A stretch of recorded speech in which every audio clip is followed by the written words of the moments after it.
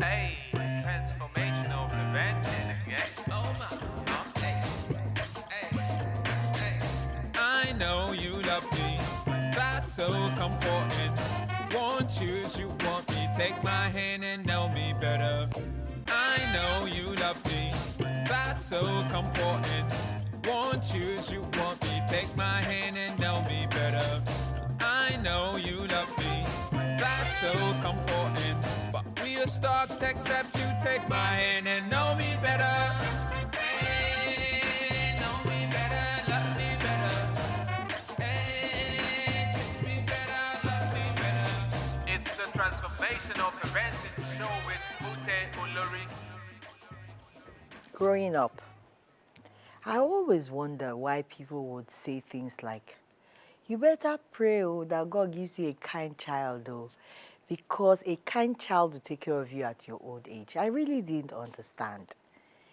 But we're living in a world today where there's so much anxiety, so much anger display, so much killings and wars and rumors of war everywhere, where the tools we have that are supposed to be tools to aid and to help have become tools for numbers and tools that we use to say, I'm the first to break the bad news, I'm the first to break the breaking news.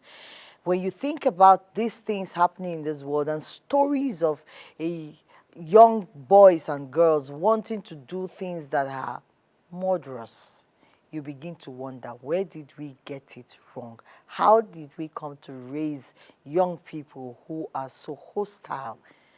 Well, we're going to be answering those questions on the show today. Today we're going to be looking at, how do I raise a child? How do I instill in my children or in my child the attitude of gratitude?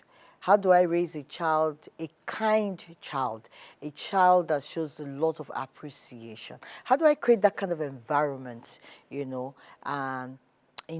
the midst of chaos? That's what we'll be looking at today, cultivating the attitude of gratitude in our children. You're welcome. My name is Mute Olori, and this is the Transformational Parenting Show. I'll be right back. Please don't go anywhere. Hey, transformational prevention again. Oh my. Hey. I know you love me. That's so comforting. Won't choose you want me. Take my hand and know me better. I know you love me. That's so comforting. Won't choose you want me. Take my hand and know me better. I know you love me. That's so comforting. But we are stuck to accept you. Take my hand and know me better. Hey, know me better, love me better. Hey, treat me better, love me better. It's the transformational parenting show with Mute Olori. Welcome back. This is the Transformational Parenting Show, and today we'll be looking at the benefits and strategies of fostering gratitude in the hearts of our young ones.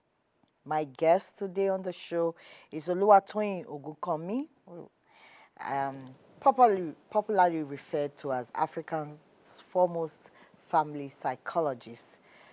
She helps a lot of families and individuals to address and resolve issues surrounding psychologies and, of course, emotional issues within the family. She's also the founder of the Parenting Support System Limited, an author that has written about 4 published books and, of course, many ebooks. Thank you for joining us today. Thank you so much, Ma, for having me here.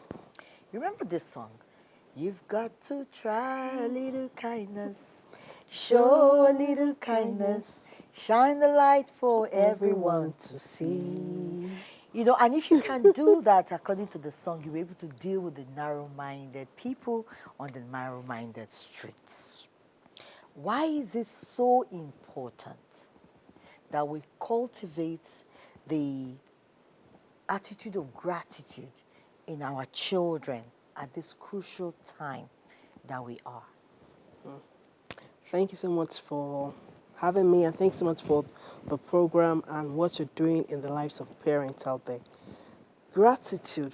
Gratitude is one skill or one value that we all need. You know, there's a saying that goes, if you can think, you can thank. And for you to be grateful, it simply means you've thought about what has happened around you, and you appreciate and you are thankful for whatever thing that has happened to you or around you. Gratitude is one value we need to teach our children. Gratitude is one value we need to model and show our children, because it helps them not just in building relationships, it helps their mental health. Yeah. So one of the tools we use in the mental health system or mental health industry or institution is the act of journaling, gratitude journal. Every day you wake up or every night before you go to sleep, write 5 things you are grateful for. Because people, for example, someone that is battling with depression, someone that is battling with anxiety or battling with stress, they're not able to see the good things happening around them. So, a person that is anxious the person that is battling with anxiety is anxious for the things that has not yet happened.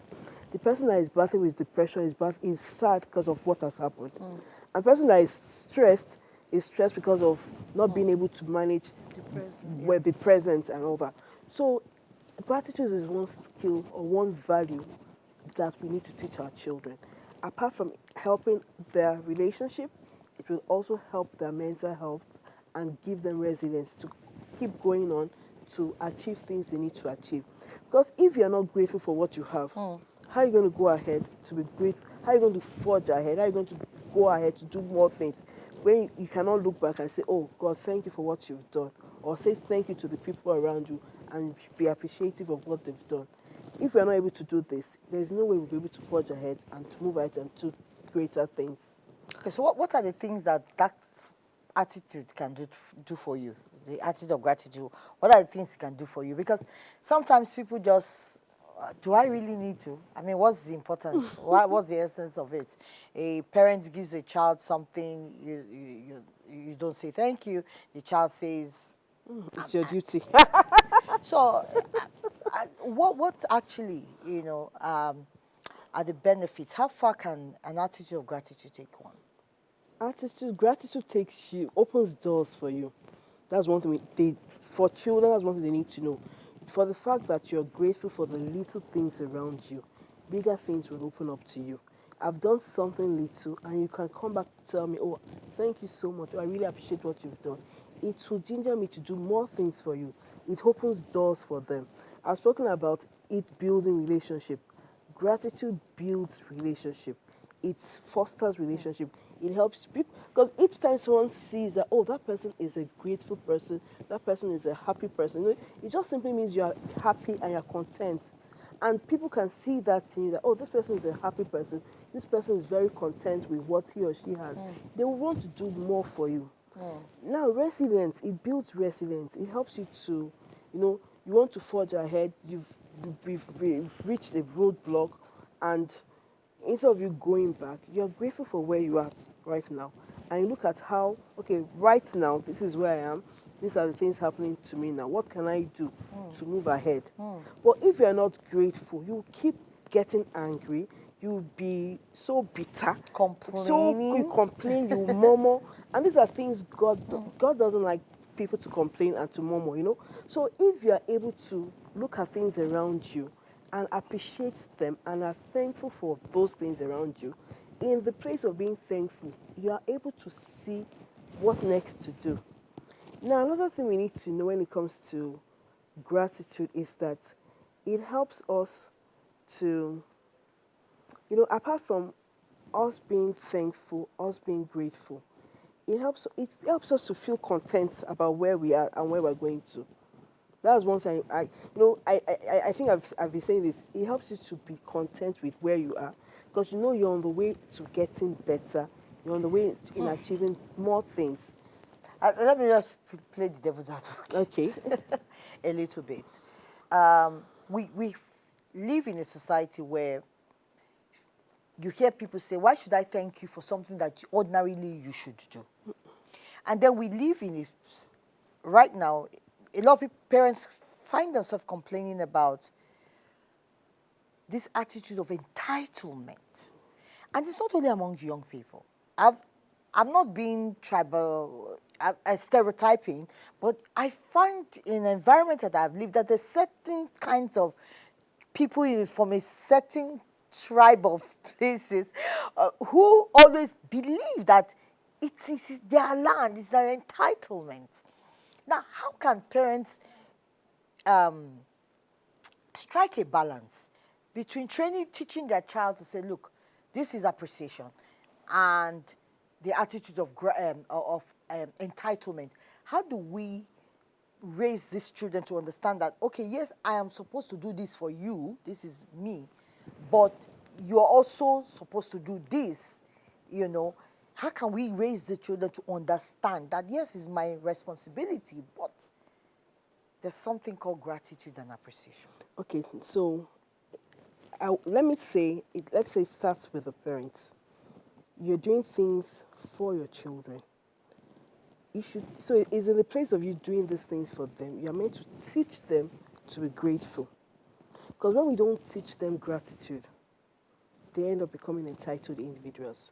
So let me give a scenario. Your child has done something for you. You say thank you. Wow. You're saying thank you because you're teaching the child how to be grateful. You're saying thank you because you're not taking the child for granted.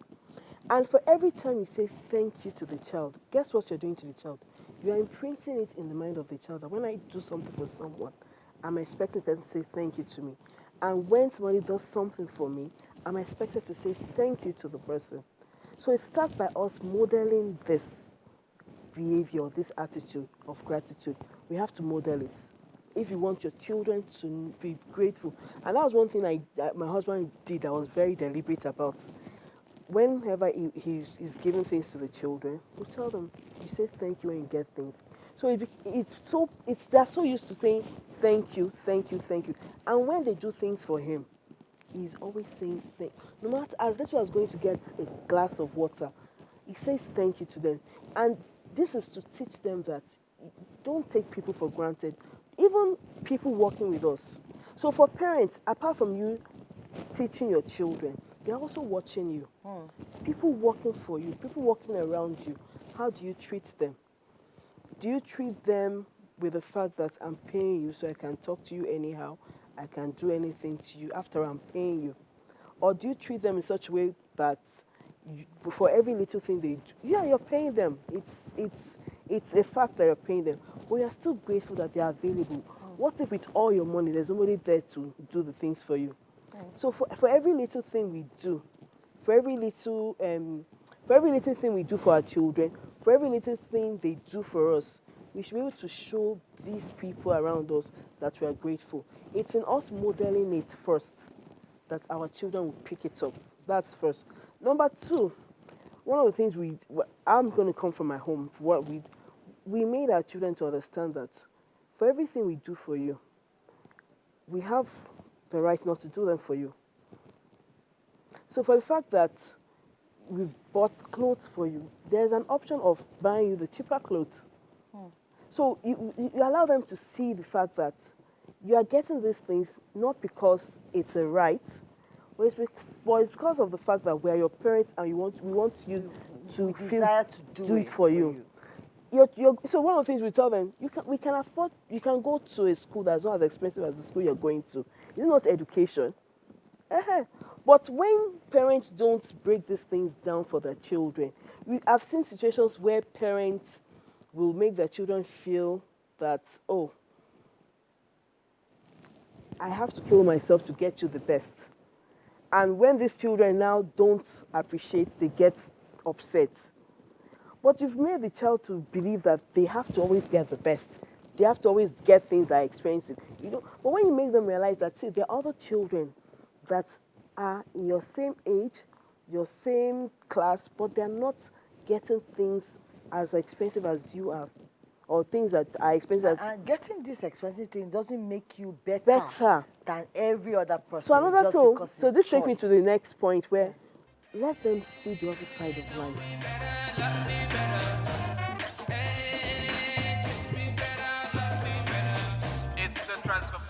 Okay, so are there specific activities or practices that parents can incorporate into their daily um, routine, that will help them nurture the mindset of gratitude in their children? When I started, I said one of the things we do at our center is that we teach our patients how to have a gratitude journal. That's one thing parents can also do with their children, teaching them how to write things they are grateful for, even as little as the air you breathe.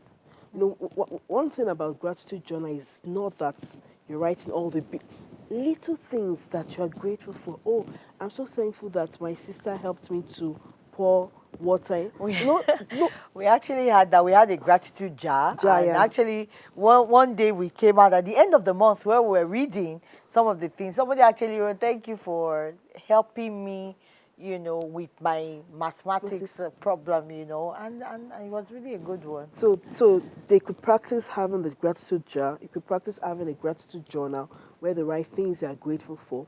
Then for families where you have family meetings, at the end of the family meetings, you could also have gratitude time. Tell the next person what you're grateful for, or what you're thankful for, what you appreciate them for, what or things they've done that you're very appreciative of. Those are things you can do in the home. Then apart from the fact that I said that you as a parent you need to model, then you also need to teach the child. You tell the child, say thank you when I give you things. So for example, if you give your child something and the child takes it and goes back, I say, excuse me, you forgotten something. So you put it into the consciousness of the child that I have to say thank you. And these are things you can do and practice daily that will make the child too. The another thing you can do, even at night, for those that have toddlers, you could have gratitude time in their home. Maybe at night, maybe after giving the child a bath, after the night prayer, you could just tell the child, oh, I'm so thankful, I'm so grateful for you've done this, you did this. Just make it a conscious practice. And the moment you make it a conscious practice in the home, your children taps into that and they build up onto that attitude. So I imagine us using prayer time. Prayer time, Thank yes. God for mommy. Thank God for For daddy. daddy. Thank God for food.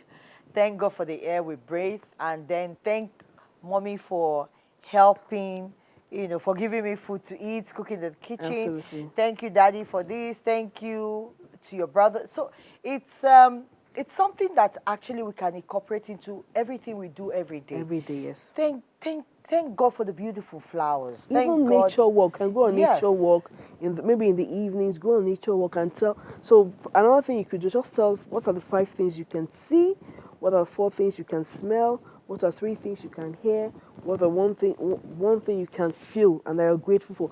If you do this every day or every other day, your children tend to build that attitude of being grateful. And this is something we all need. And one of the reasons children are entitled, and one of the reasons is the fact that parents tend to give them everything. So you see parents giving them. There was a particular story I heard about a child saying, "My father gives me everything," and yet the child is not happy. So giving your children everything would not make them happy. That's what you need to know as parents. You're giving them everything would not make them happy. But giving them things that are necessary, things that are important, Teaching them how and to be teaching them to be appreciative. absolutely, that is what will make them happy. So if you as a parent, you are substituting your time that For are meant to gifts. spend with them Yeah. with gifts, thinking that the child will be happy, the child would not be happy. But actually, the child will be entitled. yes, love to every child is time. Time. Whether, no matter what it is, but quality Time. time. What's the role of the schools and community in helping to teach or nurture this attitude of gratitude in Okay, young so people? the first place gratitude starts from is the home. The community, the school, they're just secondary means or secondary institutions that would help. But it's also good that they also teach this. In some schools, they have these things called pillars, the pillars of leadership, where gratitude or generosity is one of them. So it's important that schools, they teach that too. So in school, maybe even in class, starting from the class teacher, you've done something for the child, or the child is doing something for another child. they should be able to say thank you to themselves. And you as a teacher, you've asked the child to go and get you something. Courtesy demand, you say thank you. Because you're teaching. And for teachers that are like that, children tend to like them more. So, oh, she's so nice. Oh, he's so nice. You know that I just gave him something and he told me thank you. Because most teachers actually don't do that. Let me not generalize. Some teachers don't do that. So for the teacher to do that, it's also teaching, it's reinforcing what the parents are teaching at home. Yeah, yeah, yeah. So, it, school caregivers, you have to also know that you have a role to reinforce some of these teachings, in the children. Transformational prevention again. Oh my, hey, hey, hey, transformational prevention again. Oh my, hey, hey. I know you love me, that's so comforting. Won't choose, you want me, take my hand and know me better. I know you love me, that's so comforting. Won't choose, you want me, take my hand and know me better. I know you love me, that's so comforting. Won't choose, you want me, take my hand and know me better. I know you love me, that's so comforting. But we are stuck to accept you, take my hand and know me better. Hey, know me better, love me better. Hey, treat me better, love me better. It's the transformational. Before we go, one final word. I'm sure you worked with a lot of parents and then you have seen this. How else, anyone who is really struggling right now to get their children now to understand the power of thank you. Because at first we say, oh, they are just children, leave them, they will get to know. But now, the consciousness, even to their subconscious, they can't say thank you.